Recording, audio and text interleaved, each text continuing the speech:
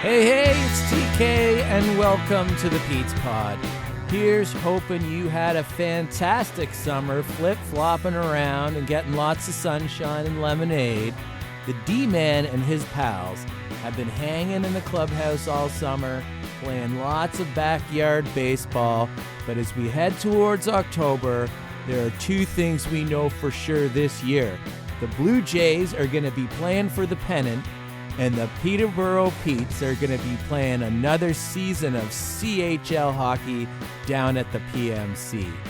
Now, rumors spread fast in these parts, and if you hadn't heard already, the PetesPod is super excited to have Pete Dalliday on the show as co-host for the whole season. If you don't know Dalliday, you're not from Peterborough. We had Daller on the show as a guest last year, and we really appreciate his knowledge and his community connections in and around the Petes. And so we decided we were going to draft him for the PetesPod, and we couldn't be happier about it. Okay, Petes fans, it's time to tighten up those skates. Let's hit the ice. Here's the PetesPod.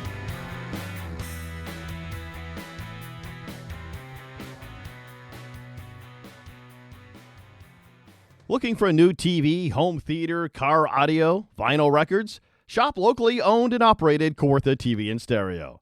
They have been providing top quality electronics and installation services since 1971. Kawartha TV and Stereo, best price, best advice.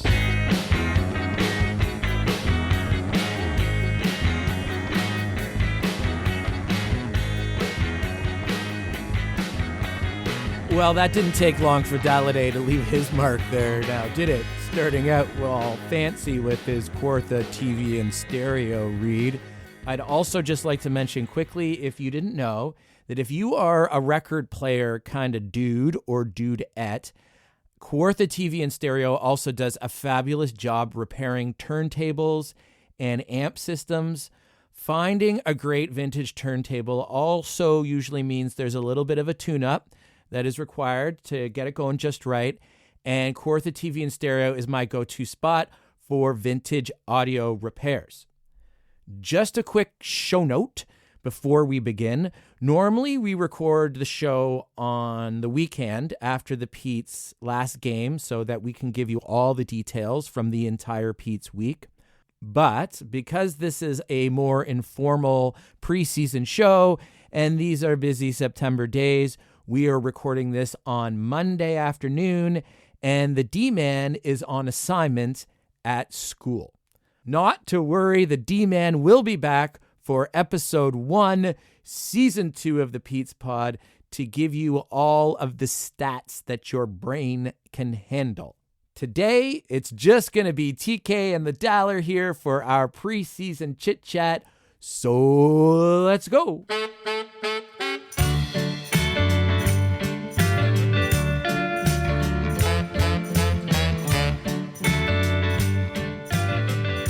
You know, my problem is that I don't have a chair in here that isn't squeaky. Oh, that's What, I got to get you a Barca lounger?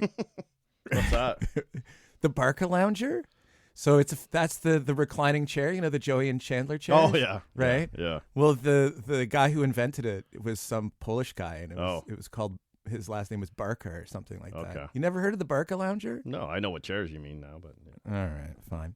Dalliday, welcome to the podcast. You know, I was thinking today that whether you intended it or not, you now live a full season of sports. You're 365 days a year sports. That was the plan all along. It was? Since grade 6 at St. Anne's Elementary. I was like, if I could make my living going to the rink 365 days of the year, minus a few holidays. Same broadcast booth, too. That'd be great. Yeah, I haven't ventured too far, Timmy, but I love it. It's Lock and Lansdowne. What's not to love about it? So a full season of the Petes, and then how much of a break do you even get before the Lakers start? Well, this year there was a little bit of a break, unfortunately. I wish we just ended. I wish we had just finished winning the Mann Cup on Saturday, but Six Nations won the Mann Cup. Otherwise, you know, had we gone the distance there, it would have been 6 days off. Yeah. Little longer this year. Yeah, that is kind of incredible, though, that you get to go from one season to the next. I suppose if we had a baseball team, wouldn't that be the best if Peterborough? There's an inter-county league, and it looks pretty cool. And I was kind of excited when they talked about building this new baseball field up at Morrow Park, that maybe they'd put enough grandstands in there to get us on the inter-county league baseball circuit. I, just for PetesPod fans, I had a brief and pleasant interview with the mayor, about 40 minutes. I kept it short. Wide-ranging discussion, but specifically about the Pete's new arena. And it's hard when you get into a conversation with a politician like that to not let your own interests start to squeak out. It stops being an interview and starts being a commentary pretty quickly.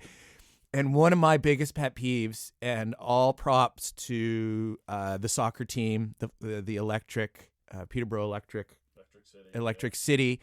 But one of the things that drove me crazy when I went out there was that the grandstands faced the sun. And like, the sun's too hot to be sitting in these metal grandstands for 3 hours in the middle of the day. So either you got to have your game at night under the lights, which baseball does very, very well, or you have to make sure that your grandstand faces to the east and at very least has a covered area on it. So when that sun is at your back, you've got a bit of shade there. Anyways, now we're not talking about the Petes. We're talking about baseball. But I also like to say, like, I really could care less about the preseason. This is a preseason show. It's still baseball season. George Springer is having one hell of a season. But this is the PetesPod, so we're going to talk about the Petes. Okay, Dalliday, welcome to the show. Here we go.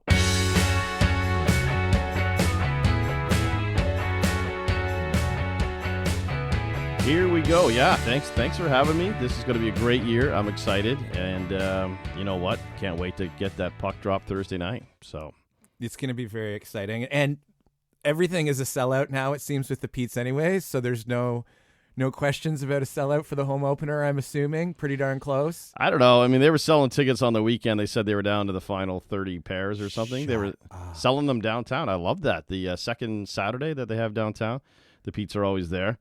Mark has the tent down there. I swear I thought I saw only 30 pairs left. So, yeah, it's going to be a full house on Thursday night, and that's the way it should be. It's opening night. I heard, or I think I was reading last year, I feel like we're going to have to thank Mike Davies a lot on this podcast because he does such a great job at the Examiner, getting all the little bits and pieces.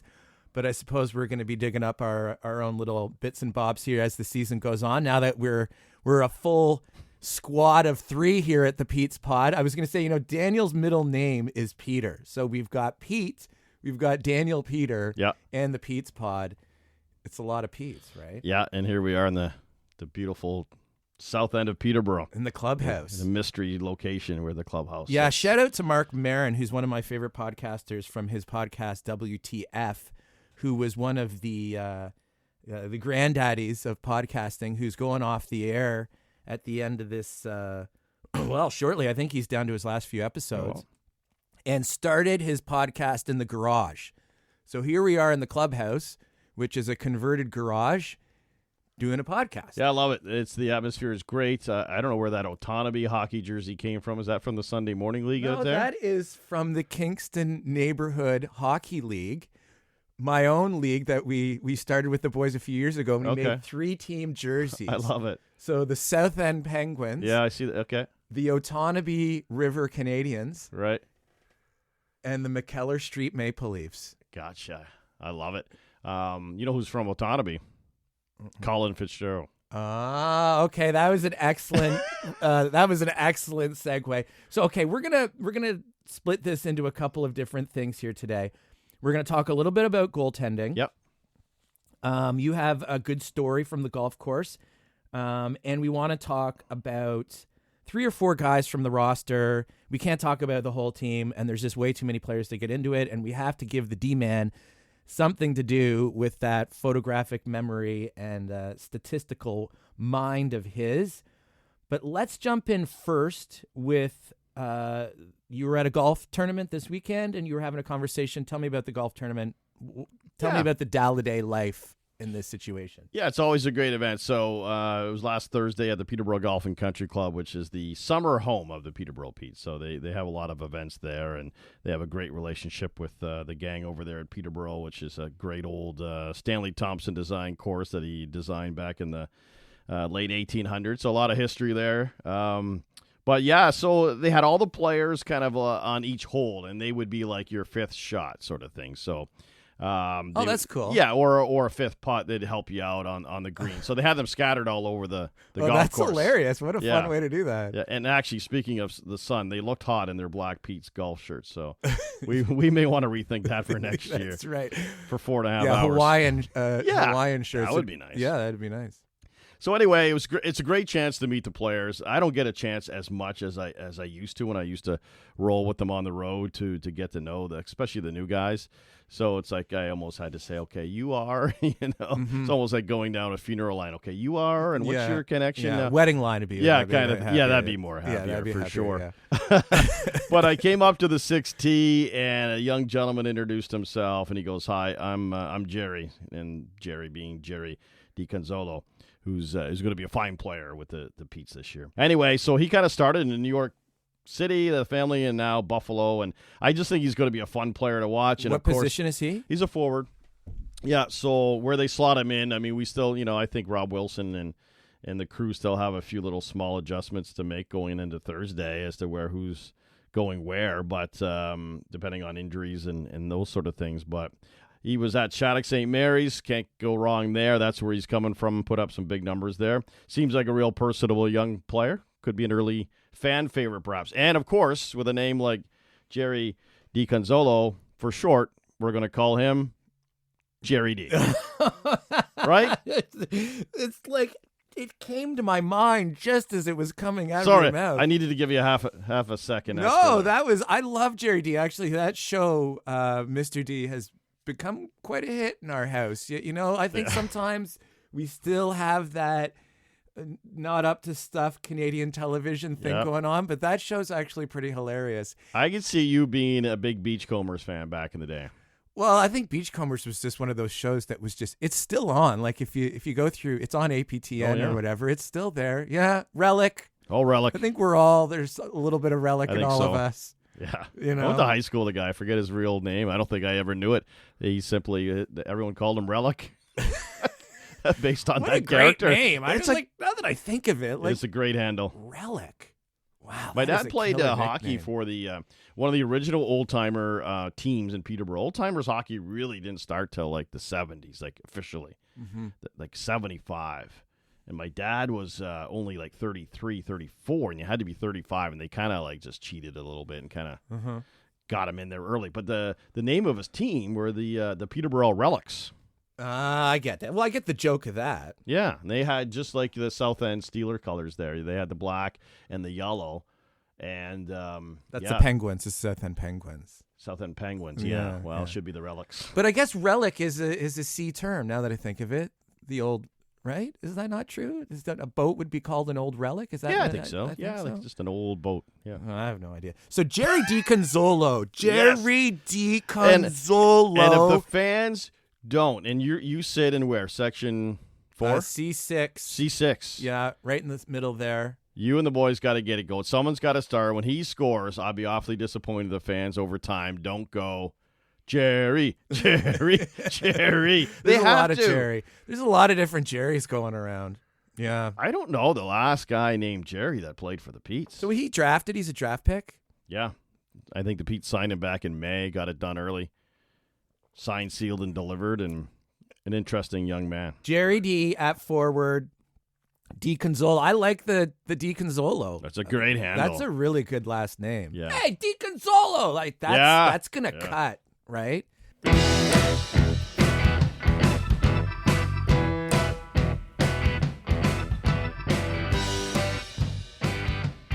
Okay, so goaltending.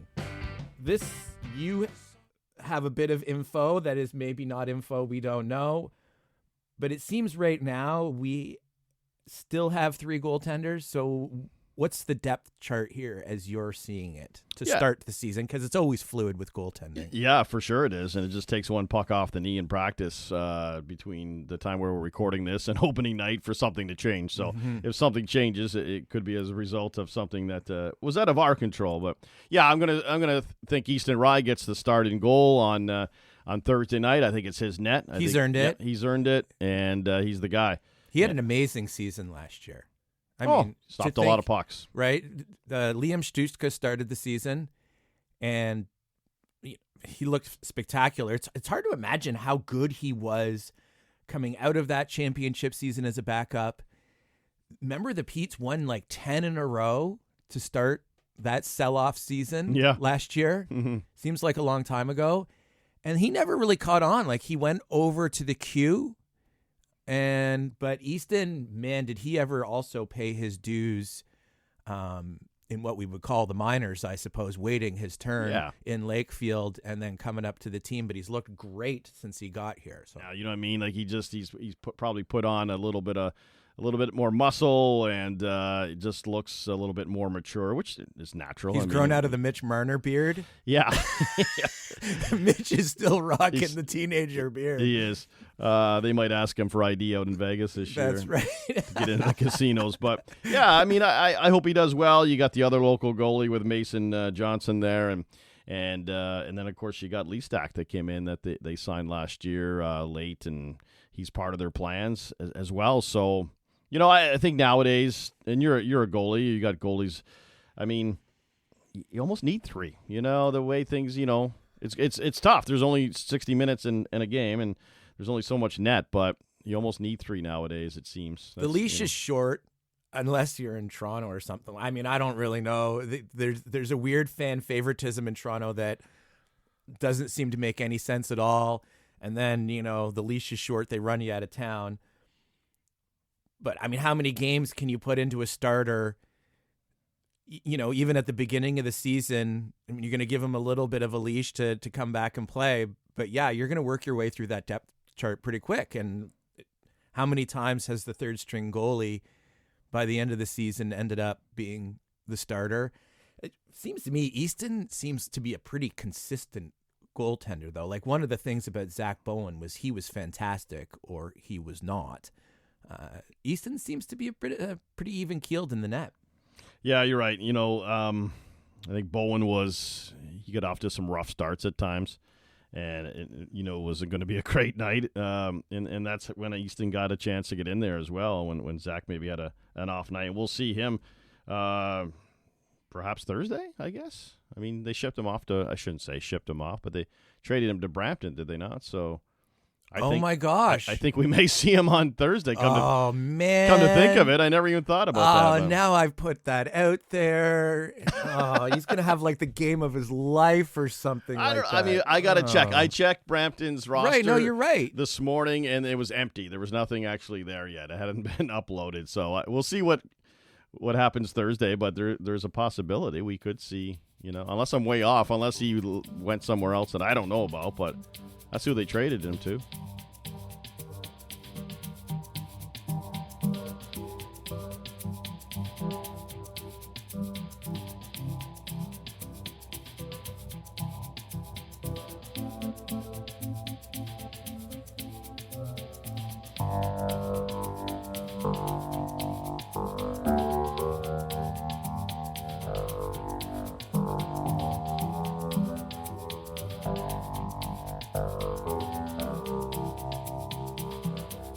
PetesPod is fueled by the Rink Tap and Grill in Peterborough, South End on Monaghan Road. Your home for great food, cold drinks, and the best spot to catch the game.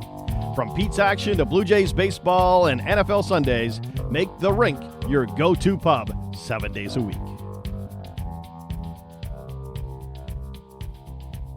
Okay, so we have some chair problems in here, and I'm going to have to sort that out as we go, but I apologize. I don't know whether there's a chair sponsor. Maybe Bennett's would sponsor our podcasting chairs. The best seats in the clubhouse. Oh, wow. That's a really good idea. Yeah. Leon's, Tommy, if you're listening. Oh, Tommy at Leon's. Yeah. I have nothing but squeaky, uncomfortable chairs, and we're too old to be sitting in the same position. I know. It's one of our needs here. Early, first episode, we realized that. Daryl Porter is a guy that used to be around the rink a lot, and he used to scout for Minnesota. And last I saw him was at a Pete's game last year for Brant Office Supply, and he supplied us with a whole bunch of. We got enough highlighters and sticky notes and cool stuff in the press box there. I wonder, Daryl, if you're listening, Daryl. you got a couple chairs, even chairs. refurbished. You know what? I have a serious soft spot for the Brant Business Supply because I'm a stationery junkie, and I went in there this summer because I also like stamps, like to stamp something. Right. Yeah. Like not to lick, to punch. Right, the rubber stamps. Yeah.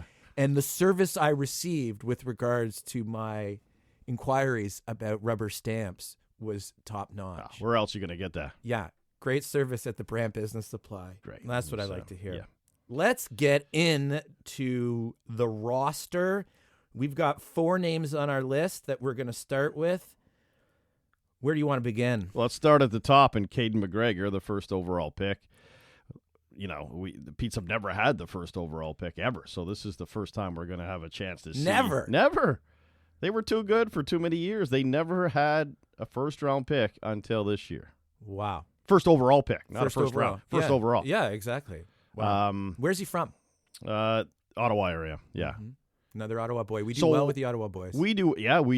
And it's rare that an Ottawa boy goes first overall. Usually it's a Toronto Marley, a Red Wing, the Valley Snub, Don Mills Fly. You know what I mean? Mm-hmm. So looking forward to it, seeing him. The D-man said that he showed flashes of real greatness out there in the preseason. Yeah, yep. For what it's worth. No, that's worth something. That's better than not showing flashes. And he's a rookie that is going to play. Yes. He's on the roster. Yeah. That's exciting. Yeah, I don't think they want to put too much pressure on him too early. But again, with injuries or whatever the case may be, who knows where he's going to end up. Same with Colin Fitzgerald. We talked about him, being from Otonabee Township and a local boy. I don't want to put pressure on him. I don't know about you. I don't think he needs any more pressure. I'm sure they feel it being local anyway and playing for the Petes. There's pressure there. And I wouldn't call it an expectation either. But honestly, I feel Colin's going to have an unbelievable year. I think he's going to have close to 20 goals by Christmas. I know that's, for just a second-year player. Again, not putting pressure on him. It's not an expectation. If he only has 8 or 9, that's fine too. But I feel like he's just going to be the guy. Oh, I don't see that as some sort of stretch. I think if you look at that team last year, they went through some significant growing pains. You can put it down. They went through some significant growing pains, and he showed flashes of being a very mature player for his age. He went through a tough injury. Like, if that injury doesn't sideline him last year, was he technically a rookie last year? Yeah. So I think he would have been, in the conversation of a lot of things. Here's one of the things that I remember last year, which for me falls under what I call the Robertson philosophy, which is Nick Robertson and Tucker Robertson. And now Fitzy's a giant compared to those guys. He can come down center ice with a head of steam and get going, cut through the zone. And I don't know who they were playing last year, but he came, I think it was maybe Ottawa. He came down the middle of the ice with a head of steam flying, and the Ottawa D-man stepped up and met him at the blue line. And it was like maybe the most intense hockey collision I've seen. And he got up like it was nothing. Mm-hmm. And I remember that about Tucker, and I remember that about Nicky, that every once in a while they'd get leveled and they would just pop back up like it was nothing. So those are little things, but I think overall it shows that Fitzy's, he's got what it takes to make it through an entire season and be an effective player. Yeah, he's also put on a little weight as as they naturally do, right? And a little bit more strength. Not that he was small last year as a rookie, as you say. He was a good size rookie last year, but I like the potential there. What he's going to do. Like again, I don't know if it's a stretch, Timmy, or not, but honestly, I think if he gets off to a good start, he may even earn himself maybe a tryout to the World Junior tryouts. Kind of like an Owen Beck a couple years ago, where it's like. Well, here's the other thing about the World Juniors. Yeah. If you're going to jump to that, Yeah, the Hunter brothers are now on the scene at the World Juniors, right? After, Dave Cameron for Ottawa, he's been a longtime coach. He's coached in the NHL, but I don't ever remember a season, a tournament where there was so much criticism about the team that they chose. Yeah. And I would say that the Hunter brothers are going to put a team together. Yeah. Yeah. So you're right. If Fitzy's cooking by Christmas. Yeah, just an invite. I'm not saying he would be there this year, but give him a taste of it. He's already in the sort of the national program. He's played in events, right? So, yeah. And just in the depth chart last year, because he was a rookie, I mean, he was playing most of his minutes, second, third, fourth line minutes, because they were, Rob generally runs 4 lines. Sometimes he gives a little bit of extra preference, but, Nico Addy was almost getting as much ice time as Fitzy last year. And, the effect that he had on the over, like that little run that they made towards the end of the season that almost made it interesting for the playoffs. Yeah. There were some road games that they played where Fitzy was huge in those games, clutch, real depth player on that. There's no doubt about it. I can safely say he will be their best player on many nights for sure. All right. So let's get into a new guy before we get on to Cato. You've done a lot about this and had some conversations a little bit. So let's talk about our import player here. Yeah, well, we can talk about Adam Novotny. We got a couple, but Adam's the one I'm a bit more familiar with. I just had a chance to meet him at the rink one day about a month ago. He came into Peterborough early to get a lay of the land, meet his billet family. His family came over from the Czech, and we got him into a Lakers jersey, which was cool. Got a photo there. Yeah. But this kid is solid. Like he does, he played in men's league last year over in Europe, right? So he's, it's not going to be a big jump for him. The Pete's, Rob Wilson, Patty O'Connor went over and met with him a few times, I think, to convince him to come, and he's happy to be here, and he's a potential first-round NHL pick. So a lot of eyes are going to be on him. A lot of scouts are going to be watching at him, and I think he's going to be a fan favorite as well. I think he's going to score some flashy goals. A fun fact about him, so again, not to go back to the golf tournament too much, but I was talking to him there, and I'm like, hey, are you going to hit a ball? He goes, no, I don't golf. I'm just kind of here. And, you sure? No. He's like, I'm like, what's your thing then? Like, what's your kind of hidden talent or whatever? And he goes, I'm really good at darts. Oh, so nice. Yeah, I guess he's quite a dart player. So I think I'm going to take him out to the Legion. Maybe we'll play some. I wonder if they have a dartboard in the Pete's dressing room. If they don't, they should. I know ping pong's big with OHL players. Maybe they need a dartboard, but I guess he's like a pretty high end dart player. That's you said ping pong, and I just went off because we're ping pong freaks here, right? And that would be kind of interesting to have like a Pete's ping pong invitational. Right. They had one at Adam Scott a few years ago. Oh, really? It became huge. I think this was pre-COVID. There's a foyer up there, the famous Adam Scott foyer, and high school for those not from Peterborough.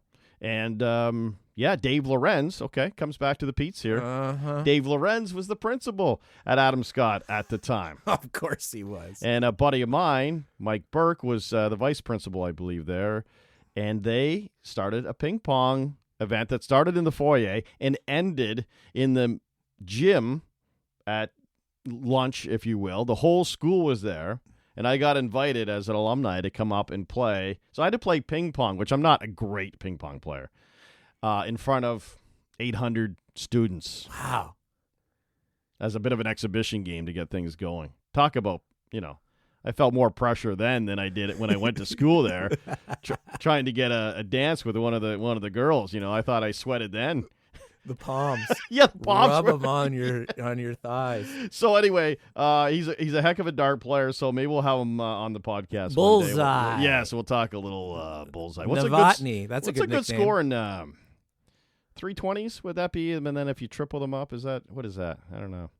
I'm gonna say 180. I have no idea, and I grew up with a dartboard. I have no idea. Math isn't our thing here at the PetesPod. No. But that bullseye might not be a bad nickname for Mr. Novotny.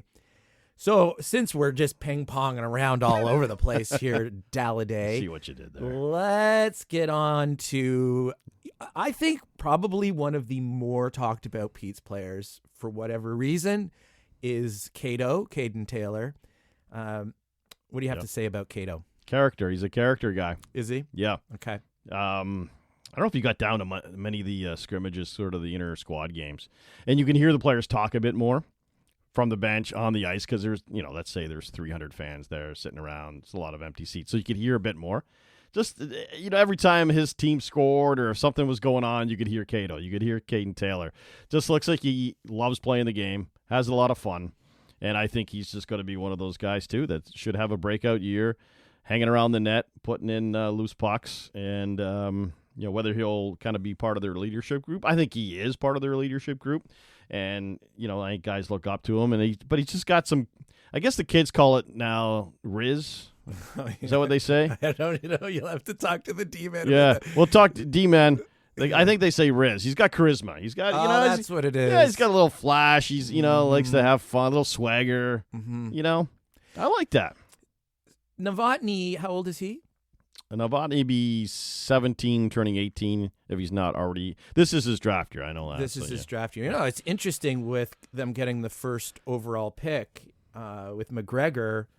For a young squad, they just got younger. I think one of their overagers is a defenseman this year. Petrovsky. And Soto he was in Kingston, I believe. Yeah, Soto's going to be good. Yeah, the D-man said he looked really, really, really good. He always plays well in Peterborough, too, so something about the rink. So that's, he was like a Pete's killer, if you will. He always seemed to score big goals against the Petes. But I think I'm going to repeat something you've heard me say before, but, sorry, Leaf fans, but my old man said this, and my old man has those old man observations. But, props to junior hockey, because the one thing my old man says is that Austin Matthews never played junior hockey. And it's a long season, and we do 4 7-game series, and you got to know the difference between regular season hockey and playoff hockey.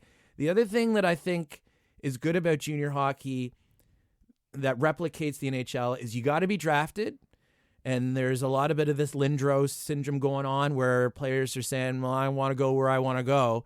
But you could see it with those players last year, and specifically Caden Taylor. It's tough coming from a team where you're probably great and the team's really, really competitive, and then you're coming to a team that's rebuilding and you got to go through that season. You got to think that that's a really important experience for the players that they can carry on with them in their future careers. I would think, yeah, absolutely. And it's a great point. Your dad's correct there. And, you're talking about Austin Matthews. I mean, I'll go back to Colin Fitzgerald. Colin Fitzgerald to me is a hockey player. Mm-hmm. And I've said this before. I may have said it last year on the podcast. And the difference being, they're all hockey players. But Colin Fitzgerald, if you will, and maybe Caden McGregor or Caden Taylor's in that category too.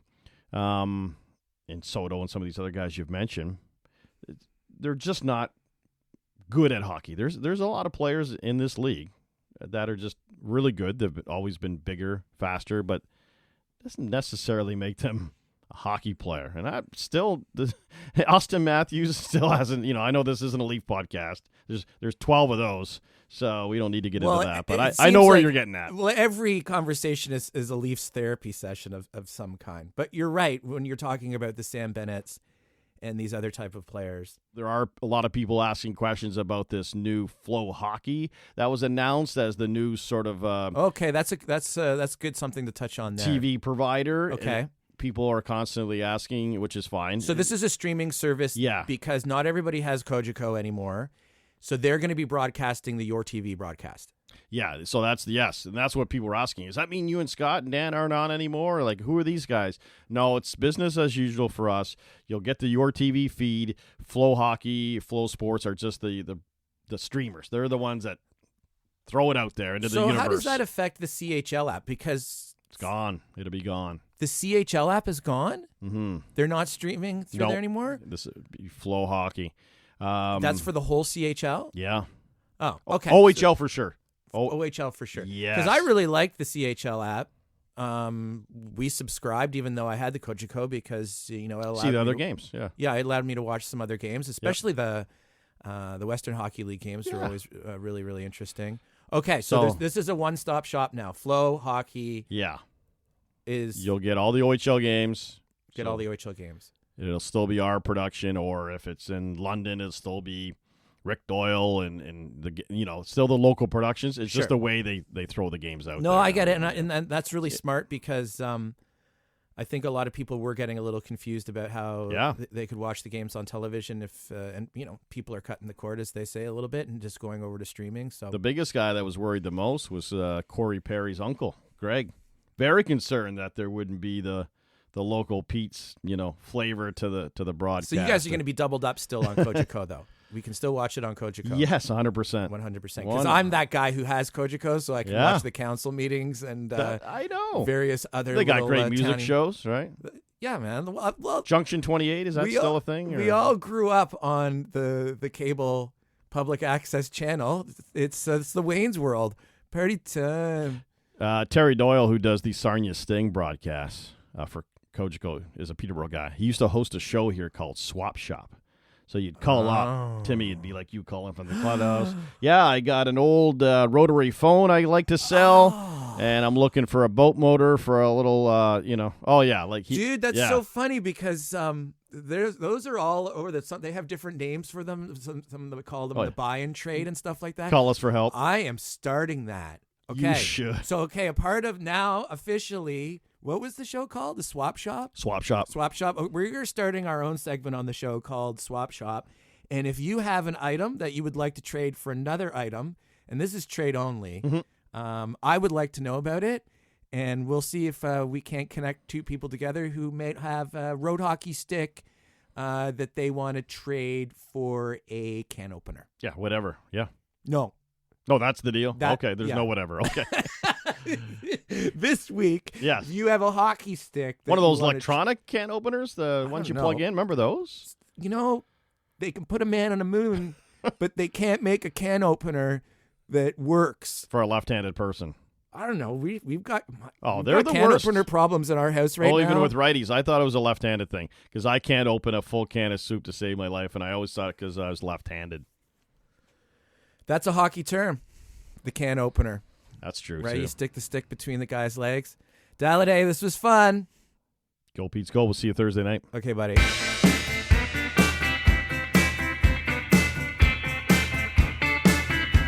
Okay, Pete's fans, that was our preseason show. A few little details there for you to get you to game time on Thursday night. Shout out to Walt, who I met over at the Rink Bar and Grill last week, and to my man Jake down at Rebound Sports for all his help over the years. The PetesPod is a Pete's Positive podcast. No crying, no whining, no moaning. We're here to cheer on the boys and show how thankful we are to have such a historic franchise like the Petes in our hometown. Fans first, go Petes go. See you at the rink, Petes fans.